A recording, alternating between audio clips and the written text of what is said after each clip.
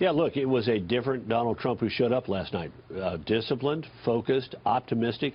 Contrast this tone with the dire picture that he painted in his inaugural speech. This was a tone that the Americans like to see in their president. Aspirational, positive, optimistic, describing big challenges, no doubt about it, describing grave problems that need to be addressed, but doing so in a tone of, in a spirit of optimism and looking forward. I thought it was a very good speech. I think Chris was absolutely right. This is the moment that Donald Trump truly became the president of the United States.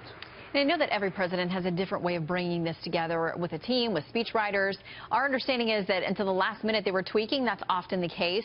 But the tone was so different. Do you think, and there's really no way for us to know yet, that there were different influences, writers, voices that were helping to put this together for him? Well, it doesn't sound like there were a lot of different people putting this together compared to the inaugural speech. But look, they heard the response to the inaugural speech. Even their allies. I know people who are close to the president personally shared with him their belief that it was too dour, too dark, too pessimistic, too hard-edged, too harsh, and they urged him when he came to the state of the to speech to the joint session of Congress to take a more optimistic tone. And I think they listened to those critics and responded. I mean, the opening was, I thought, very artful. I was on a briefing call with senior White House officials, and they said, pay attention to the opening. We want to set a tone. We want to make it clear that we're reaching across the entire political spectrum, and we're trying to unify the country.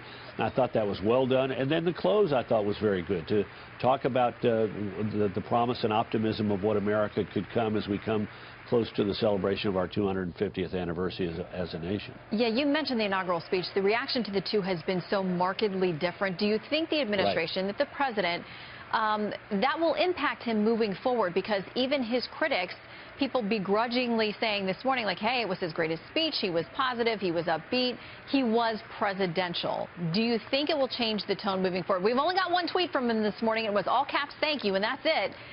Do you think he'll respond to the positive reinforcement he got because of the speech?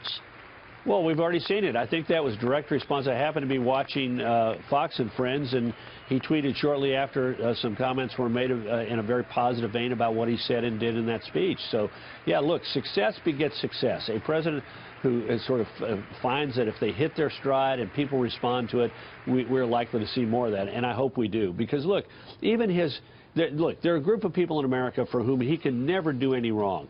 There are another group of people in America, some of whom didn't vote for him, most of whom did vote for him, who say drop the tweeting, you know, be presidential. And that group, which includes supporters and non-supporters, got what they wanted last night.